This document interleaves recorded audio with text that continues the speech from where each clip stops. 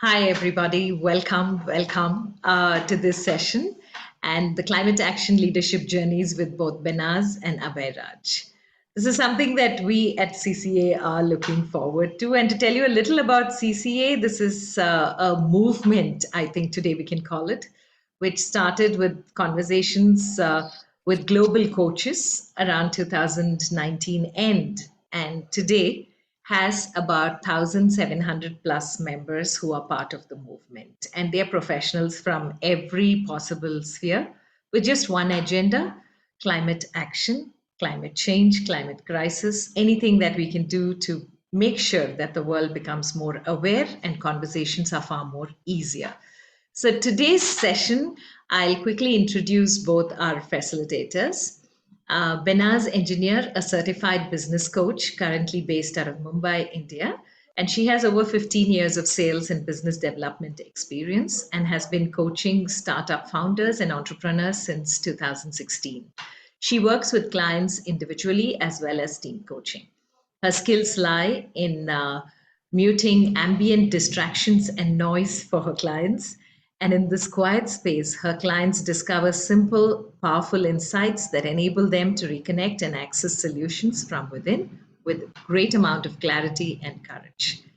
And Abhayraj Naik is an activist, academic, community builder, and system practitioner for transformative change. And his work focuses on art, ecology, education, ethics, and technology. He's a co founder of the Initiative for Climate Action and also a visiting faculty at Azim Premji University and the National Law School University of India. So, handing it over to both of you, I will now mute myself. Abhay and Behnaaz, it's all yours.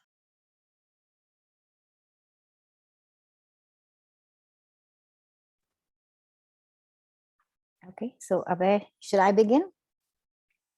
Yes, please. That'll be great. Okay, thank you, Rashmi. Thank you, everyone, for this opportunity. And I'm just going to take a minute to share my screen. Okay.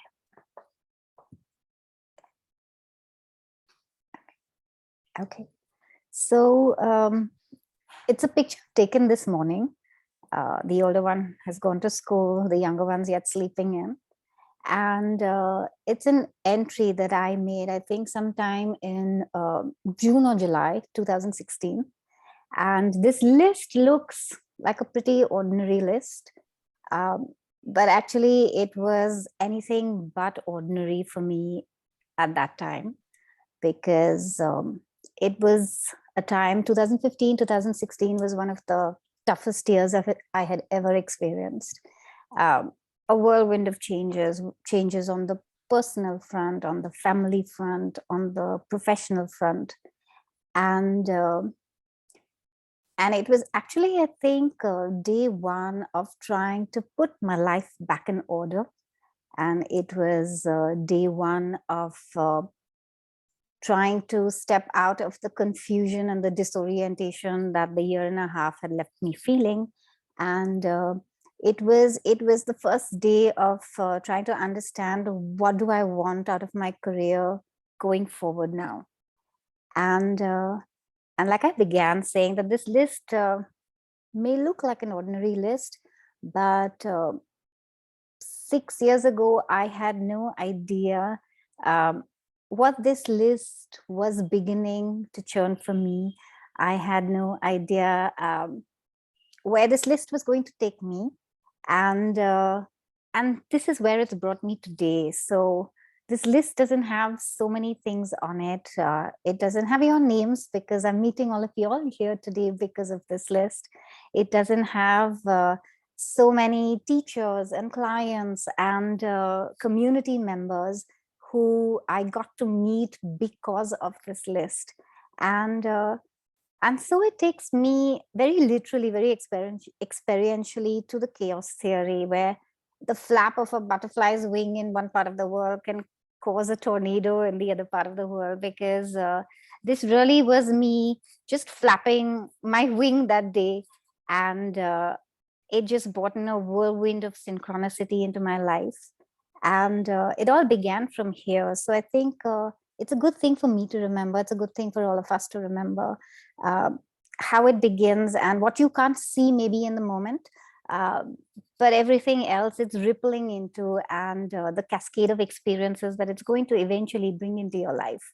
So, so that was what this list was for me, and all the synchronicity that it began to bring into my life.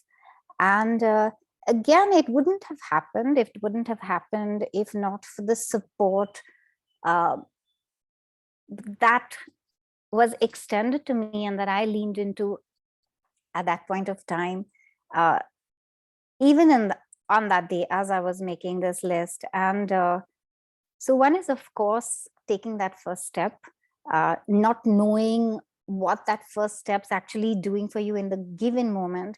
The other is leaning into a support system and lending support, because really that's what we intrinsically as human beings are eventually designed to do. And it brings me to, 1 second.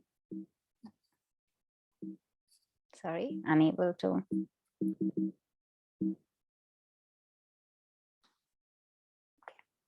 To mushrooms, and how we are far more associated with mushrooms than we really do understand. There's this hidden underground network. It's underneath every footstep that we will take, whether of course not in cities and not in concrete jungles, but if we were to go out to meadows, if we were to go out to forests, if we were to go out to woodlands, underneath every footstep there's this whole mycelium network. That's the fabric of life. Yeah. And this mycelium network is actually what feeds us, what feeds this ecosystem. And Paul Stamets, who is a mycologist, he says that we human beings, we actually share 50% of our DNA with fungi. And what these mushrooms really do is with thread-like mycelium that's underneath earth, its function is that it decomposes, it recycles, it carries food to trees, plantation, and plant life miles and miles away from where it actually begins to mushroom. And we share this DNA, we share this 50% DNA of being designed to support, being designed to lean into support. And I've experienced this in so many facets of my life. So even when I was talking about those really, really difficult moments, there was just this mycelium support that I was just leaning into at such a subconscious level. To give you a few examples, when I went for my certification, so 2016 June is when that entry was made. November 2016 was when I went to Delhi, traveled away from my children after a really long time, and went to Delhi for my certification. And so the first day was the orientation.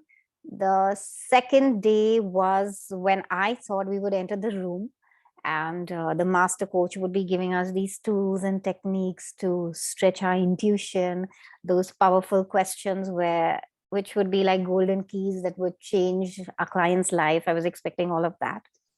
And as we step into the hall, the first thing he says is that I'm giving you 1 hour. You can step out and get your first client and then come back in. And I was aghast. I was like, hey man, like I'm already screwed up and now you're asking me to go out and just screw someone else up professionally. Aren't we supposed to like master this and get it right and then go look for clients?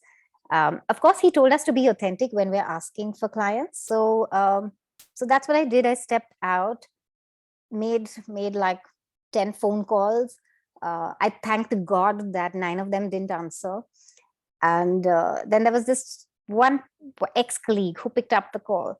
And I was trying to explain to him what I'm doing, what business coaching is, what life coaching is. Of course, I'm like fumbling through all of it. Finally get down to the fact that, will he work with me? And with that much ado, all he said was, yes, sure. And in that point of time, he was my mycelium network. He was my mycelium that was just supporting me, just feeding me onward in my journey. And there have been so many instances. There's clients I've been working with where where I was working with them over a while, and they came to a point where they were growing exponentially. Teams were growing, revenue was growing. I wasn't sure I was equipped to handle that pace of growth. And I was very forthright, and I had that conversation saying I've never coached a company of this scale in terms of revenue or in terms of people. And I don't remember exactly what was said, but the essence was we're doing this for the first time as well. So, and we've had a great relationship so far. So let's both of us learn as we go along. And there's again that mycelium support that just happens at such an organic level. And this is the experience again and again and again and again. And I think it's good for us coaches, especially, to remember this, because by nature, our profession, our work is that we do lend the support. I'm not really sure how much we lean in to get supported. And I think that that's a great one to hold on to, because it's not going to work any other way. And the only way we can take it even further, even faster, is when we're reciprocating this system that we're built to replicate. And I think yeah, I think that's what I would really say is that if we borrow from nature, because sometimes as human beings, we believe, yes, we know that a child's supposed to be supported, or nature supports one another. And we know that conceptually. So a child's not very shocked when it's being tended to, or we're not really shocked when a child's being tended to, when they're crying or when they're hungry. Grateful, yes, but not shocked. But as we grow older and older, somehow we find it very, very startling.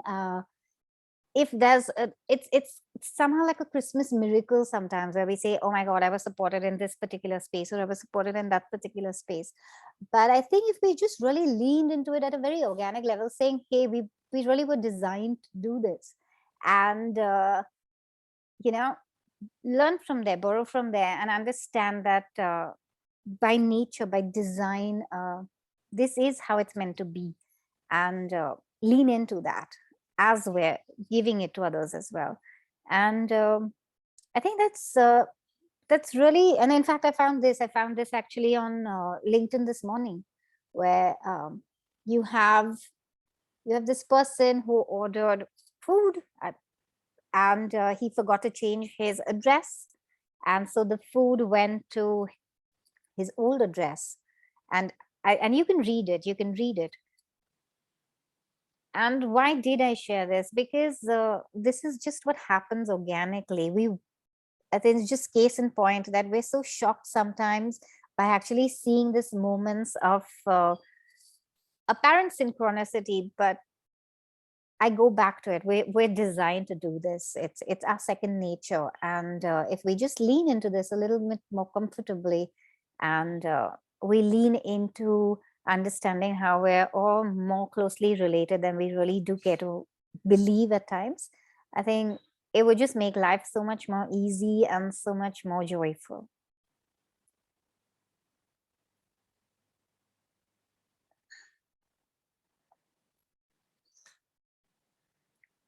Yeah, and of course, not to say that it's a cakewalk. There are many instances, lots of learnings, lots of heartache, lots of wins, lots of learns. I'm not sure we have the time for that. I do have many funny stories about workshops going drastically wrong. But that's part and parcel. I think the biggest learning is one little, don't underestimate the power of one little action, the power of simplicity, the power of support, and learning and letting go as we go through this journey. Yeah. Do we have time for one reflective exercise? Rashmi, do we have? Yeah. We have Behnaaz. Go ahead. We do? Yeah. Okay. So I would just urge all of us to take a deep breath.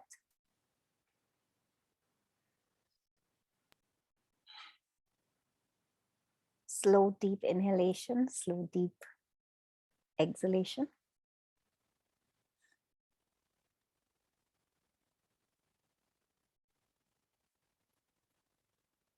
And now let's just think of any one aspect of our lives. It could be the personal space, family, friends, relatives. It could be the professional space.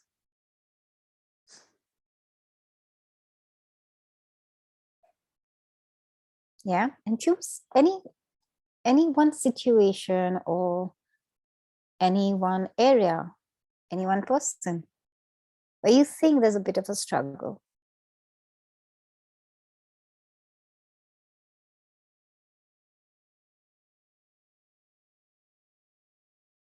Identify that.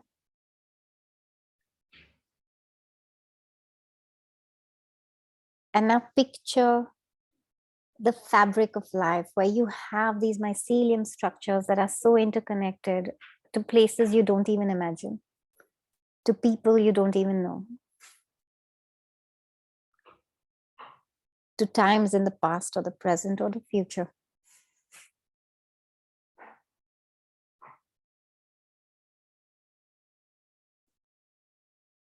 And know that there's a network here that's ready to support.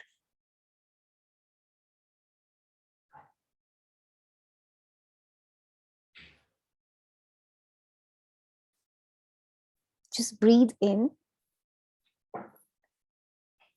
to this very organic, this very inherent quality about life.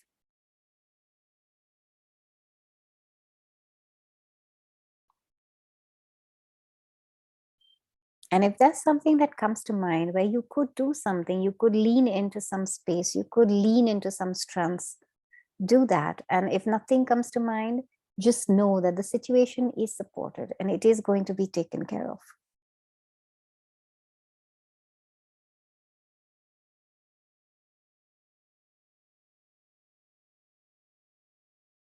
Deep breath. You can open your eyes whenever we're ready.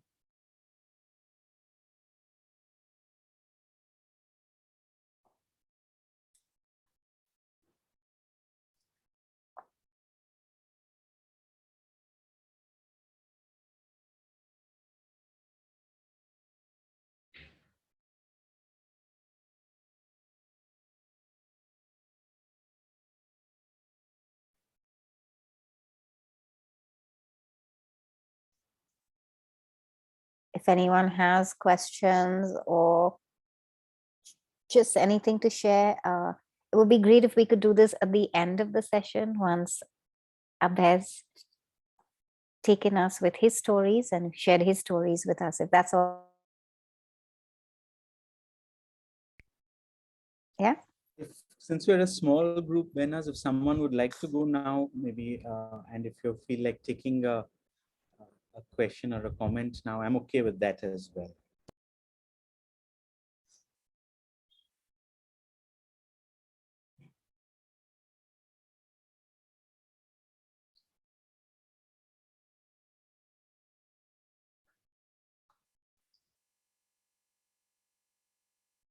I think everyone's good, Abhay. Super. Thank you. Thanks, Behnaaz. That was really beautiful. And thank you for the activity as well. I wish I had stayed with it for much longer. It is something that I think was immediately giving me some kind of good strength and clarity as well. So thank you.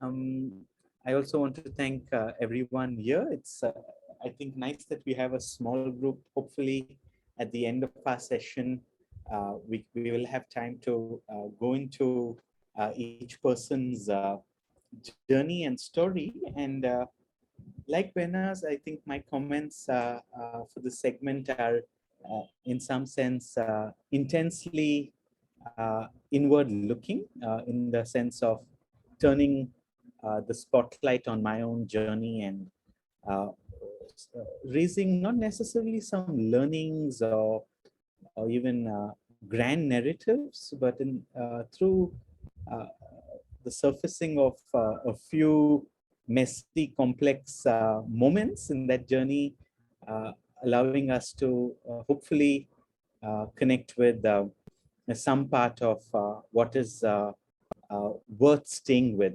as we sort of unfold in our own life context and evolve as leaders, coaches, and climate action people in the world.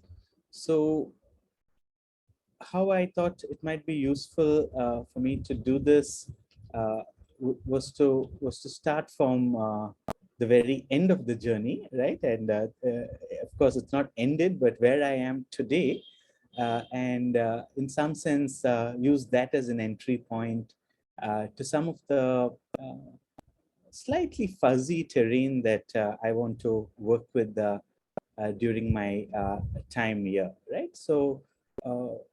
I have three instances. Maybe I'll cover all three. Maybe I'll cover just two of them. Let's see how that goes. But what I wanted to start with was, in some sense, a deep transformation that occurred in my own life as recently as 3 to 4 months back, right? And in some sense, I'm very grateful again to Behnaaz for setting the space and the tone by sharing uh, her transformative moment from 2016, that notebook picture Behnaaz was really beautiful. I could stare at it for I think hours, and it'll really bring up many different things. So thank you for that. What happened in my case was that about November of 2021, as a result also of, let's say, the pandemic, but more generally, an increasing recognition of my lack of satisfaction with how my time and energy were being professionally spent. I decided to, in some sense, go back to where my family came from. That is, I decided to join my mom on a road trip to Mangalore on the western coast of southern India, where my family hails from, where I've not lived at all, but I've, of course, visited over the years.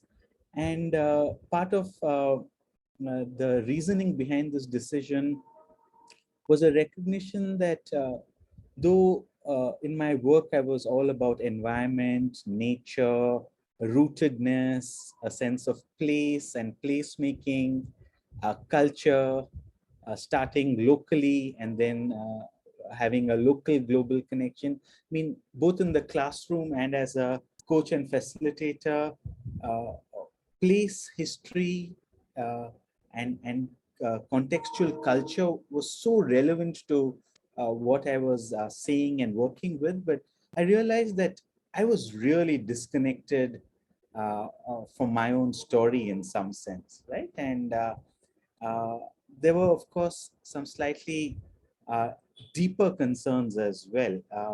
I also realized that though I was, from all appearances, doing fairly well professionally, I had like a thriving consultancy practice, a decent reputation in the environment and climate activism space. I was well regarded by colleagues and students at the university. In my moments with myself, in my honest moments, there were these flashes of fear, of insecurity, of uncontrollable rage and anger that I didn't really know where they were coming from, right? And much as I tried to sort of engage in some kind of therapeutic conversation with myself, and even in my conversations with counselors and therapists and advisors, healers, uh, I didn't have full visibility on what was this dark well from where this inexplicable fear or anger or in some sense unhappiness with the state of affairs was coming from, right? And though I oftentimes don't have the right language to describe it, I also sensed that there was something deeply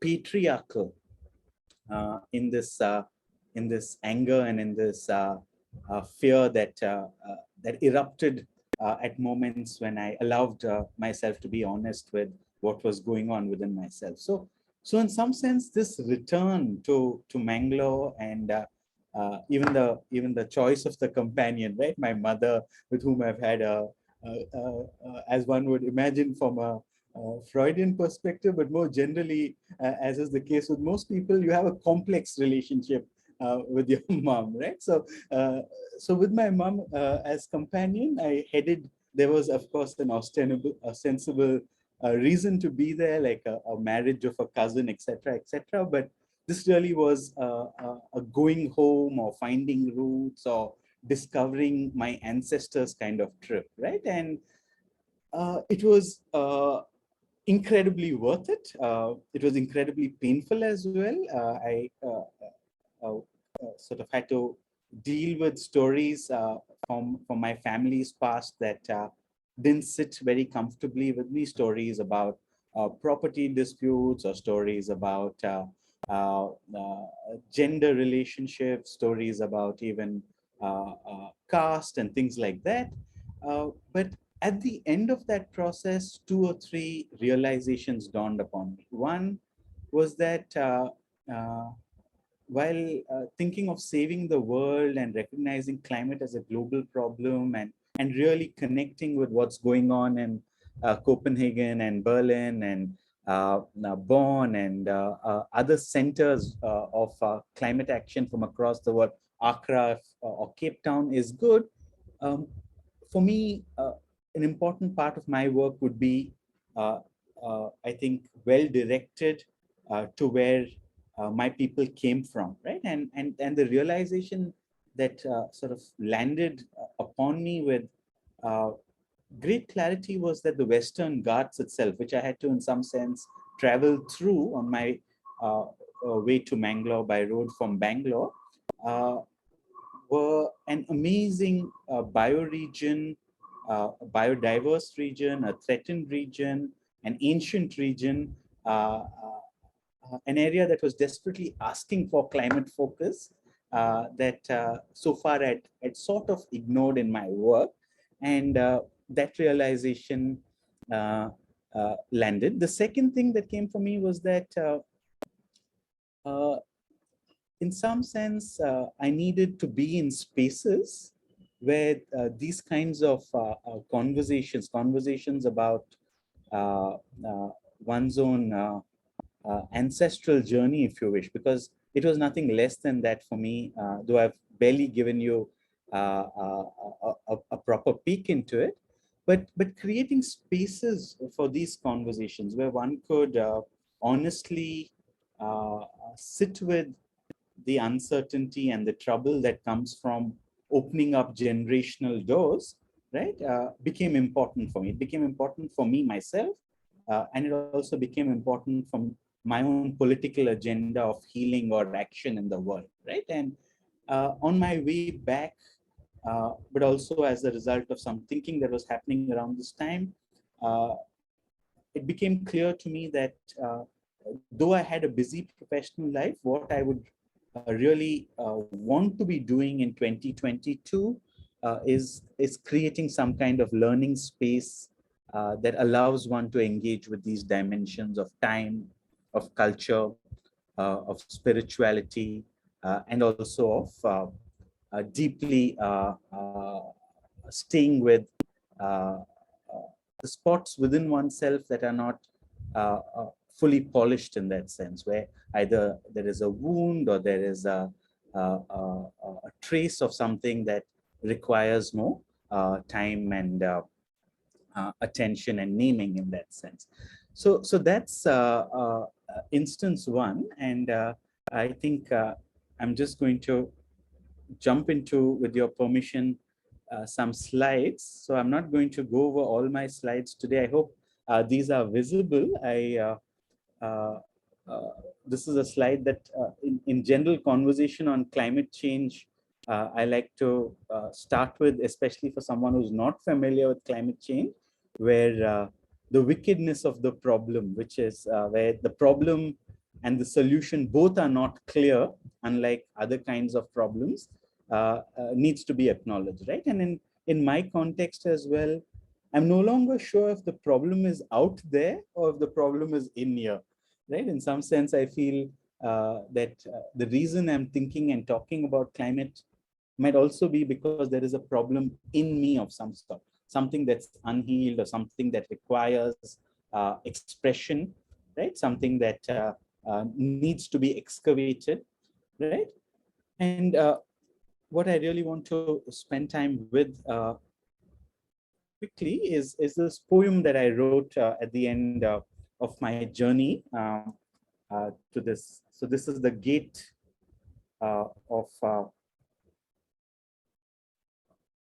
the the house where my grandparents and great grandparents on my mom's side lived, and this is just the entry to it. And the poetry that you find on the right, in some sense, it was only poetry that allowed me to explain what was going on for me, right? It says, finding slowness, rootedness, and renewal in ancestral places, webs of time that refuse linearity, spirits that outlast modernity, smoky stairways and sooty stoves whispering tales of times long past. The land has worlds with decolonial joys, feudal horrors, myth and healing, forgotten except in the here and now, found again to be lost in plain sight. Right? And in case you're wondering, the spirits that outlast modernity, so my community is actually a animist community. And in some sense, we've adopted Vedic, Brahminical, Hindu practices. But only when I went back, and this place is really in a village off the grid, did I see the animism, and with that, the connection both to spirituality and to the land in a way that is beyond a notion of property, right?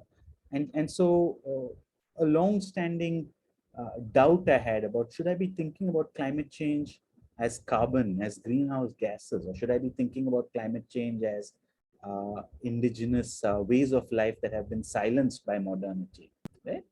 Should I be thinking of climate change as the call of the bird that is the last of its kind and is going extinct, right? So this moment with the land in a community as part of a culture that had been undisturbed by the advent of modern time secured for me the conviction that I didn't want to talk about and think about climate change as very, very technical, right? And here, of course, these are like great grandparents, uh,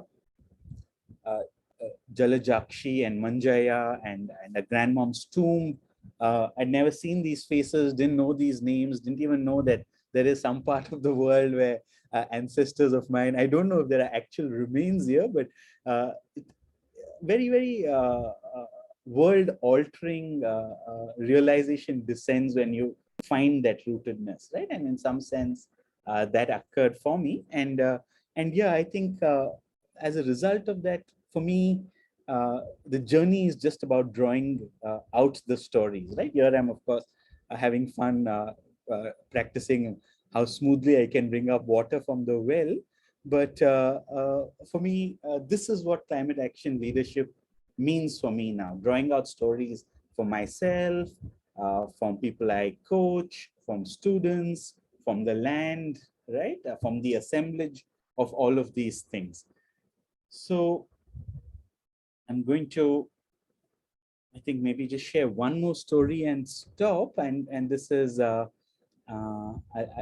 very quick story. So the story is connected to the first point, and my friend Jyoti, who's also my colleague here, and Behnaaz as well, who's also a part of the non-profit that I work with called the Initiative for Climate Action, will perhaps relate to the story well, where in 2020, I, along with friends, co-founded a non-profit that was focused on transformative system change in response to the climate crisis, right? And a few months into our journey, we discovered that the climate action space in India is actually quite hopping, loads and loads of money and lots of opportunity, right?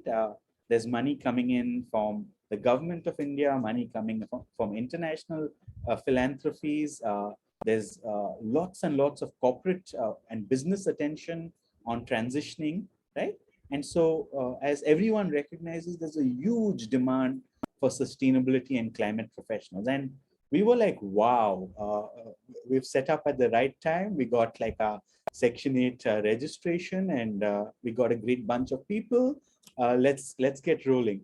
But then, as these projects came, what I discovered and what all of us in the organization discovered, the core group, was that almost everyone who was part of the community was in some way recovering from a toxic work culture that they were running away from or had successfully exited, right? And so while achieving deliverables and staying on timelines and burning the midnight oil and getting work done were important to actually access these opportunities that were so plentifully available, the realization was that what was even more important, and in fact, what was unavoidable and necessary, was creating a space for people to uh, be vulnerable and open with each other, for people to actually recover, right? For people to be comfortable bringing their whole personalities into the workplace, right? And that took us onto an entire new terrain of how can we be that organization, that evolutionary organization of the future, which is in some ways prefigurative, which is living out the world that we are fighting for in the real world as well. So that story is not finished. It's just like a random unfinished story, but that realization dawned very clearly, right? It's not about competences, time management, expertise, mastery, as much as it's about deep healing, relationality, and doing this work, which is oftentimes slow, but very, very intentional. So I think I'll end with just just flashing before your eyes, right? Adrienne Marie Brown pointing out that it's urgency that caused the problem of climate change, right? So our potential success is in doing deep, slow, intentional work. Here, Joanna Macy, who's all over this wonderful global festival as well, and I'm so grateful for that, right? Who points out that when we actually stay with the trouble, even though that's painful, even though that's scary, even though that means that we are looking into the eye of something that we haven't been trained to stay with, we are also liberated through that process. So do not look away and do not avert your gaze. Right? And finally, also don't worry that you can't finish all of the work, right? Uh, and the Talmud says that you're also at the same time not free to abandon the work, as long as you're doing justly and walking humbly and in some sense loving and being merciful, uh, you can avoid getting daunted by the enormity of the world's greed. So I'll stop there. Thank you. And I think we have about 15 minutes. We could perhaps have a little bit of conversation and discussion. And Behnaaz, maybe first, if you are interested in saying something, could turn it back to you. Otherwise, we could open the floor as well. Thank you, Abhay. It was so beautiful looking at all the pictures. And I think every one of us here can connect with that because we have so many of our great grandparents, parents, their stories, we just don't know. And I think there's so many, I think this inspires me to actually reach out and have that conversation for whatever it's worth. And I loved going slow. I think that's just so important because the urgency sometimes just doesn't let us get in touch with slowing the pace. So that was beautiful. Thank you. Thank you. It was the result of our conversation. So the thanks come right back to you. Yeah. But even that's something that nature teaches us. No, nature is never in a hurry, and still everything is accomplished. So that's the beauty. Everything has its time, its space, and I think slowing down is something the pandemic has taught. So, Jyoti, Johnny, Anurag, Shri, any comments, anything that you want to share with Behnaaz or Abhay? Yeah, I think the Abhay's sharing got me into my own journey of discovering my ancestral um, roots. And it is not discovery, it's actually revisit, because it's now non-existent. I mean, what was once a huge adda of all the grandchildren and great-grandchildren is now just a piece of land. And so I think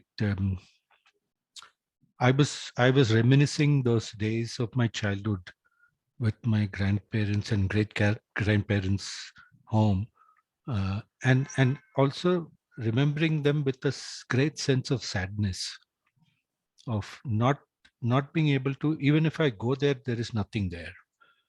So um, it brought a lot of uh, craving, in a sense of I wish those days would come back, right? And that was what about your statement got me in touch with. And prior to that, Behnaaz, your statement was equally powerful in the sense of my discovery of the network under the ground was something which I didn't realize till till uh, till January 2020, when I decided I will come out of my full-time job as a coach and let me just work with my own clients and people who want to invest their own time and money. I want to experience what it means to work with them rather than, getting a monthly salary for coaching all the employees and stuff like that. So I didn't know what I was negotiating for. I came in with the so-called security of my life savings. I said, okay, I can afford to say goodbye to a monthly salary because this is going to give me my return. And I started, and I didn't even know I would even get into ICF. I mean, March, I found myself into a course which is called Mastery in Coaching. I said, okay, if I can get into mastery of what I have been doing for 30 years, let me get there. And I soon found that I started my kindergarten with ICF map, and I, I then soon got in touch, found myself connecting with people like Rashmi Shetty and several other network which I never thought really existed, right? And what I thought I could depend on, which is my lifetime saving, just disappeared through a scam. And then I found that, my God, what do I do now? I mean, I said no to a full-time job, and I here I am. Okay. And that really got me in touch with this, the power of this mushroom and the underground network that you spoke about. I don't know if I understood it correctly, but the way it spoke to me, what your narrative did speak to me in my language. And he said, here you are, Johnny, you found your network, which was never above surface. All your life, through the 60 years of your life, you suddenly find a big network across the globe. All right. And I was just reminded of this morning, I suddenly got a call from somebody who was in my team working in my company, in the company that we were working together. He was reporting into me back in 1983, 84. he suddenly calls up and he says, I'm working for the federal projects in Pentagon, and I want to talk to you if you can be our enterprise coach. I said, wow, where is this coming from? Right. So um, and like this, many mushrooms are appearing, and I called my daughter. She's also a coach, and she was working. I called her up and I said, hey, this is what happened, and thank you for all the blessings and good wishes. She said, wow, that's great. So I just could connect with both of you, though both were from very different aspects of my life. I think it connects so beautifully on this Zoom. Thank you very much. Thank you, Johnny. Beautiful. Really beautiful. You know what was common for me in both Behnaaz and Abhay was the roots. Both of you spoke about the importance of it, and I think if all of us are grounded with that and we get in touch with our roots, the network that happens below the ground is something we really underestimate. And we never know where these roots lead us to. It's all about just making sure that every time I love that I was just visualizing the footstep and the mycelium below and all the roots. That was such a powerful visual for me, Benas.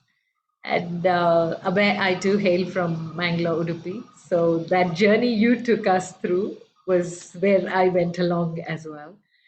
So thank you very much. It was such a beautiful, disconnected yet beautifully connected at the root presentation from the two of you. Yeah. Jyoti, It's, Anuragshri, if or I can, Bella. if I can Yeah. just add to what you said, Rashmi, I'm just trying to get my head around this community of uh, climate coaches, and I'm trying to get my head around how climate is so connected with roots, and it's not about mountains, it's not about sea, it's not about. I think it's much deeper than that. And I heard Abhay talk about carbon footprints and all of that. Those are funky stuff, but there is something much more basic, universal, and nature driven. So climate is nature, definitely, no doubt. But the way I've seen in the last uh, few years, the dialogues around climate is very, very cerebral and very, very technology driven. And what I'm getting from this conversation is getting back to the ground level, the earth, the the soil, the water, the elements. Yeah.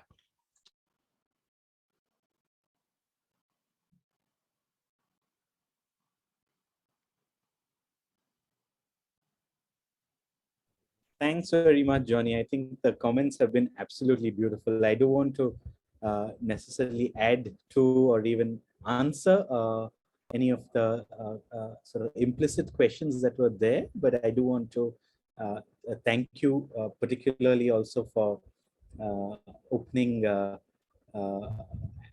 up and honoring that memory of your own grandparents and great grandparents. I'm grateful for that, and I think what you've said in your last comment is, in some sense, that is radical. That is also how one thinks of radical, right? That is going back to the root and really seeing that uh, if if if the soil beneath our feet, or if the root that in some sense connects the uh, germinating plant to the earth itself is not considered when you're thinking about all these fancy technologies, geoengineering, or getting lost in policy debates or statistics, then it's unlikely that your uh, input or your counsel will be informed by the wisdom of the earth, which is always there waiting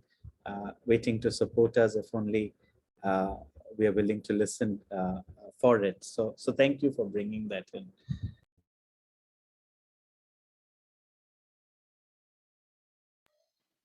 Yeah, Behnaaz, Abhay, do you want to bring this to a conclusion? If Jyoti, Anurag, Shri, and Gautam joined us a little late, but I think I echo what Abhayraj just said, because you and Johnny just tied it together so beautifully and added a different dimension to how it all came together as well. So that was really beautiful. And thank you, Johnny, for sharing your story.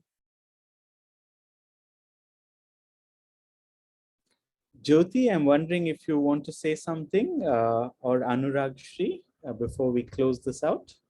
Maybe a very quick intervention, if at all.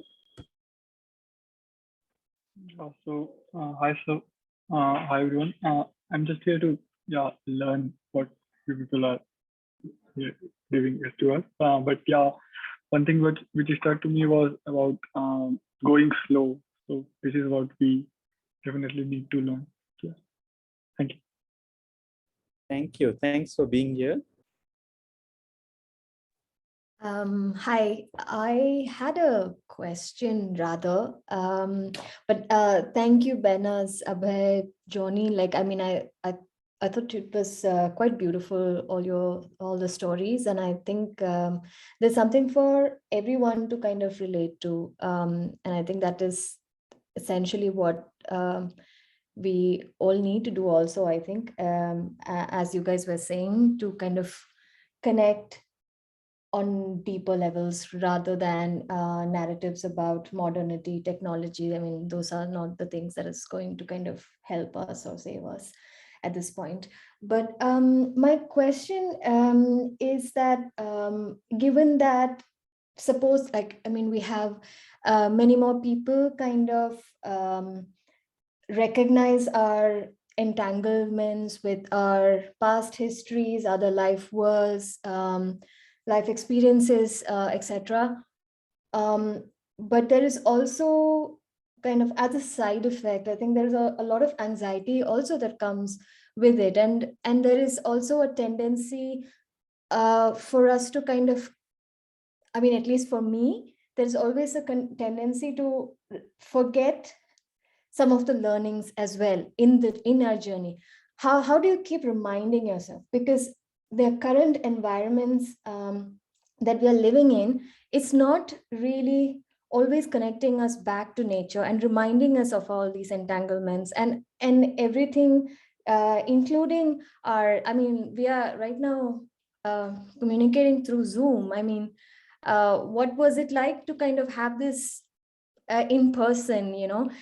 So this sort of I mean, all this is moving in this direction where we are going further away, and there is like, it's like this train is leaving the station and we are still trying to go back to the station, and not everyone has the privilege to go back and connect as well, because it is becoming that privilege, you know, to have that life, to have the time to think about these things, to so what can we do in those situations?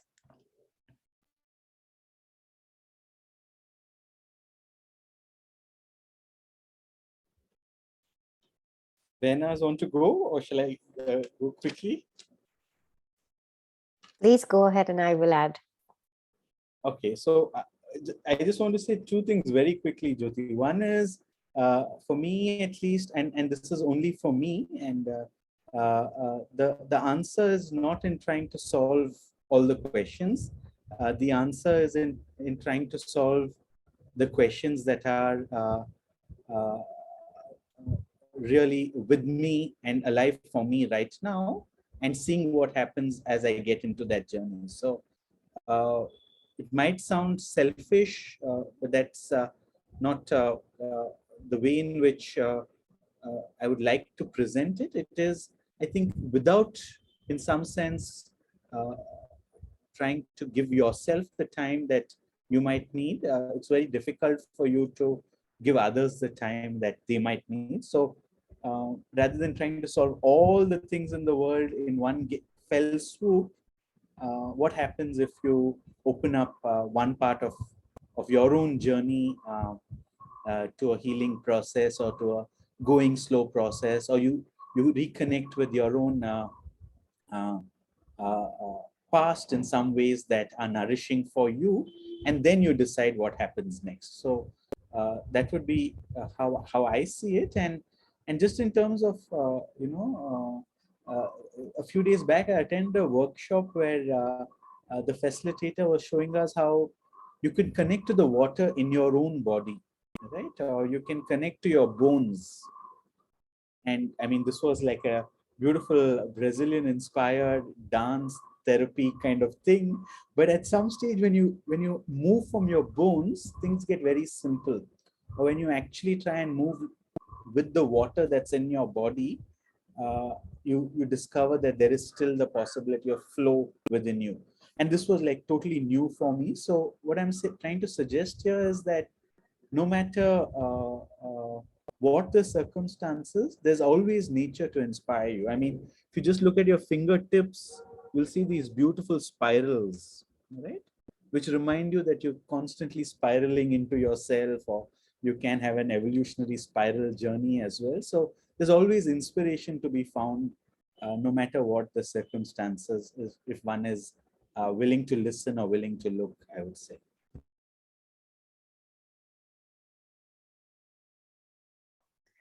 Yeah, that was so beautiful, Abhay. And I think definitely I would just add to that, which is just move with the flow of the water in your body. And what that means is that in that moment, maybe when things are just spiraling out of control, or seeming really hard, or seeming really dark, it really just goes back to just do what feels right instead of trying to solve something. It just goes back to, as cliched as it is, I truly believe the butterfly didn't flap to create a tornado or not to create a tornado. It just flapped because that's all it knows how to do. And I think in that moment, just do what just feels right, and just what you know that's best to do, because that one little very organic act, which is so authentic and which is so true, it just is going to spiral those circumstances around you. So I mean, that's what nature does. It doesn't, I think, just go inside and just the pace, and just do what just feels right in that moment, without just what makes you happy, without trying to solve any problem or address anything. Just go inside and just do what feels right. I think that's how I began that list, Jyoti, and that's what helped me. I had no idea what coaching was. I had no idea that this profession existed. I just knew I wanted to not know everything when I walk into a workspace. And this is the workspace that allows me to do that 100%. In fact, we have to be domain agnostic. So, that's the other end of not knowing, and really reveling in that process of not knowing. I'm just curious, Behnaaz, when you got those words, what was the question you asked yourself? Which words, Rashmi? On your diary that you showed us in 2016, what was the Yeah. question that prompted those words? So it was on the left-hand side was, what was I always chasing when I look for work? And what do I definitely want to do differently going ahead? Because here's the opportunity to rebuild from scratch. Okay. Thank you, Jyoti, for asking a very relevant question, and a good question to end the discussion with, because we are all now going to get back to our workspaces and still how to stay rooted in the whole thing. So thank you very much.